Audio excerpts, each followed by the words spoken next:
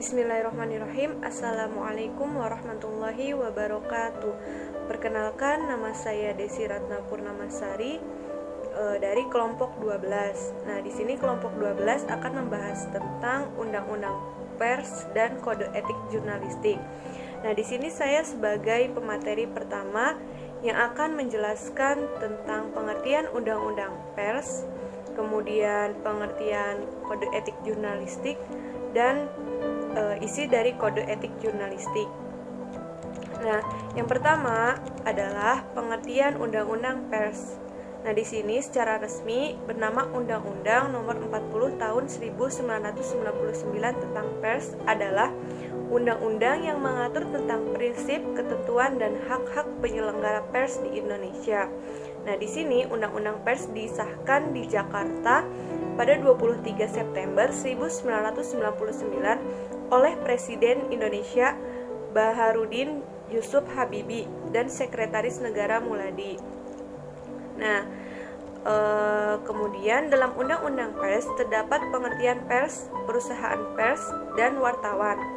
Pers adalah lembaga sosial dan wahana komunikasi massa yang melaksanakan kegiatan jurnalistik meliputi mencari, memperoleh, memiliki, menyimpan, mengolah, dan menyampaikan informasi baik dalam bentuk tulisan, suara, dan gambar, serta data dan grafik maupun dalam bentuk lainnya dengan menggunakan media cetak, media elektronik, dan segala jenis saluran yang tersedia.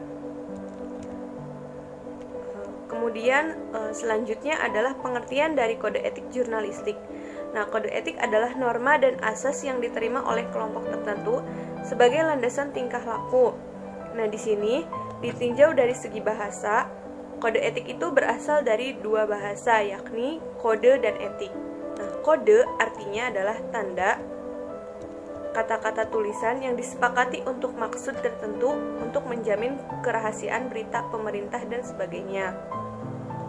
Kemudian etik atau etika berasal dari bahasa Yunani, yaitu ethos, yang berarti watak atau moral. Nah, dari pengertian di atas, kode etik dapat diartikan sebagai himpunan atau kumpulan etika. Etika sendiri memiliki arti ilmu tentang apa yang baik dan apa yang buruk, dan tentang hak dan kewajiban moral atau akhlak. Nah, etika merupakan aturan tidak tertulis, namun ketika menjadi etika profesi atau menjadi kode etik, maka etika ini menjadi himpunan etika yang tertulis yang disusun oleh himpunan profesi termasuk organisasi wartawan atau lembaga pers. Nah, selanjutnya yakni tentang isi kode etik jurnalistik. Yang di sini teman-teman bisa baca di makalah yang telah kami buat. Di makalah sudah dijelaskan bahwasannya isi kode etik jurnalistik itu terdapat 12 pasal. Nah, di sini itu pasal pertama, wartawan Indonesia bersikap independen menghasilkan berita yang akurat, berimbang, dan tidak beritikat buruk. Kemudian pasal 2-nya, wartawan Indonesia menempuh cara-cara yang profesional dalam melaksanakan tugas jurnalistik. Nah, kemudian pasal yang ketiga, wartawan Indonesia selalu menguji informasi, memberitakan secara berimbang, tidak mencampuratakan fakta dan opini yang menghakimi serta menerapkan asas praduga tak bersalah. Kemudian pasal yang keempat, wartawan Indonesia tidak membuat berita bohong, fitnah, sadis, dan cabul. Kemudian pasal yang kelima, wartawan Indonesia tidak menyebutkan dan menyiarkan identitas korban kejahatan susila dan tidak menyebutkan identitas anak yang menjadi pelaku kejahatan. Nah, kemudian pasal yang keenam, wartawan Indonesia tidak menyalahgunakan profesi dan tidak menerima suap. Pasal 7, wartawan Indonesia memiliki hak tolak untuk melindungi narasumber yang tidak bersedia diketahui identitas maupun keberadaannya, menghargai ketentuan embargo, informasi latar belakang, dan off the record sesuai dengan kesepakatan. Nah, pasal yang ke-8, wartawan Indonesia tidak menulis atau menyiarkan berita berdasarkan prasangka atau diskriminasi terhadap seseorang atas dasar perbedaan suku, ras, warna kulit, agama, dan jenis kelamin, serta bahasa yang tidak merendahkan martabat orang lemah, miskin, sakit, cacat jiwa, atau cacat jasmani. Kemudian pasal yang ke-9, wartawan Indonesia menghormati hak narasumber tentang kehidupan pribadinya, kecuali untuk kepentingan publik. Nah, pasal yang ke-10, wartawan Indonesia segera mencabut, meralat, dan memperbaiki berita yang keliru dan tidak akurat, disertai dengan permintaan maaf kepada pembaca, pendengar, dan atau pemirsa. Kemudian pasal yang terakhir, yang ke-11, yaitu wartawan Indonesia melayani hak jawab dan hak koreksi secara proporsional. Nah, demikian adalah 11 pasal atau isi dari kode etik jurnalistik. Nah, sekian dari saya. Untuk selanjutnya akan dilanjutkan oleh pemateri 2, yakni Farhan Yusuf. Terima kasih, kurang lebihnya mohon maaf. Wassalamualaikum warahmatullahi wabarakatuh. Baik, selanjutnya pemateri yang kedua, nama saya Farhan Yusuf, akan menjelaskan mengenai asas-asas dari kode etik jurnalistik, fungsi dari kode etik jurnalistik, dan bagaimana caranya apabila ada pelanggaran terhadap kode etik jurnalistik. Poin yang pertama yaitu asas-asas yang terdapat di dalam kode etik jurnalistik. Nah, adapun kode etik jurnalistik yang berlaku secara Indonesia melalui keputusan Dewan Pers nomor 3 SKDP _3 tahun 2006 pada tanggal 24 Maret tahun 2006 mengandung 4 asas. Yang pertama yaitu asas demokratis. Nah, maksud dari asas demokratis ini adalah berita harus disiarkan secara berimbang dan juga independen. Pihak pers juga wajib melayani hak jawab dan juga hak koreksi, dan pers harus mengutamakan kepentingan publik. Jadi di sini pers itu harus bersifat independen. Artinya pers itu tidak dipengaruhi oleh pihak-pihak manapun dan juga harus berimbang. Artinya tidak ada tekanan-tekanan yang dihasilkan oleh pihak yang berkepentingan. Kemudian yang paling diutamakan di dalam asas demokratis ini adalah kepentingan publik.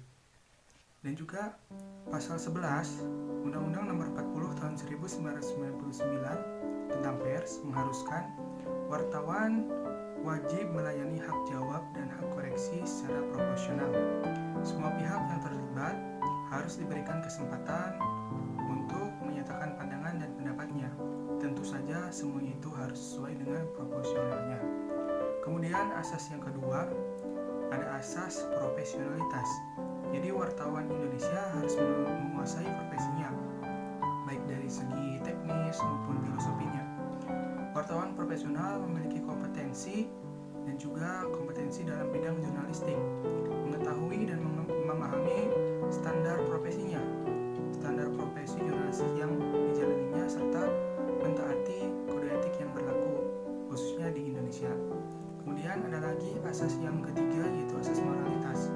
Maksudnya apa? Kode etik jurnalistik menyadari bahwa pentingnya sebuah moral di dalam menjalankan kegiatan profesi wartawan. Untuk itu, wartawan yang tidak dilandasi oleh moralitas tinggi secara langsung sudah melanggar asas kode etik jurnalistik. Jadi, setiap wartawan itu harus memiliki moral yang tinggi untuk kepentingan publik. Tidak ada pihak-pihak yang terkait yang melibatkan urusan atau kepentingannya sehingga membuat suatu berita tanpa memperhatikan nilai-nilai moralitas. Hal itu tidak dibenarkan atau melanggar kode etik. Pada dari itu, asas moralitas harus dikedepankan bagi setiap wartawan. Kemudian yang keempat itu asas supremasi hukum. Maksudnya apa? Jadi wartawan bukan profesi yang kebal hukum. Selain menaati kode etik, wartawan juga dituntut patuh dan tunduk kepada hukum yang ada di Indonesia. Jika melanggar, maka akan terkena. Kemudian fungsi dari kode etik jurnalistik adalah himpunan etika profesi kewartawanan. Jadi kode etik ini merupakan petunjuk untuk menjaga mutu profesi sekaligus memelihara kepercayaan masyarakat terhadap profesi kewartawanan. Dan di sini penjelasan menurut Menteri Penerangan era Soeharto, itu M.R.W. Dahlan, kode etik jurnalistik setidaknya memiliki 5 fungsi. Yang pertama, melindungi keberadaan seseorang profesional dalam berkiprah di bidangnya. Yang kedua, melindungi masyarakat dari malpraktik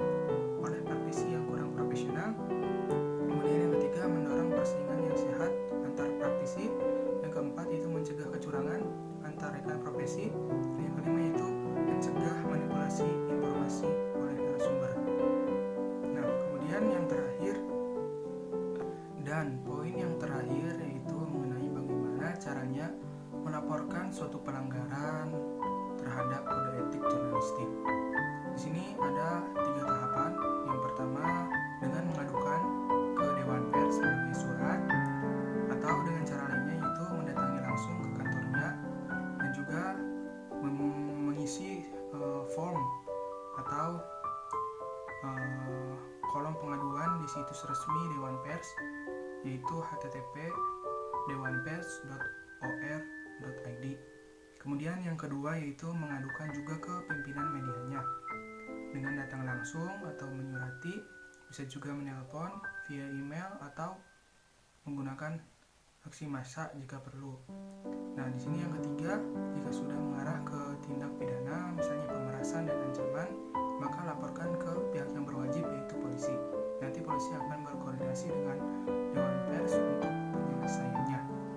Nah, itulah materi dari kelompok 12 mengenai Undang-Undang Pers dan juga Kode Etik Jurnalistik. Apabila dalam penyampaian materi terdapat kesalahan-kesalahan, kami mengucapkan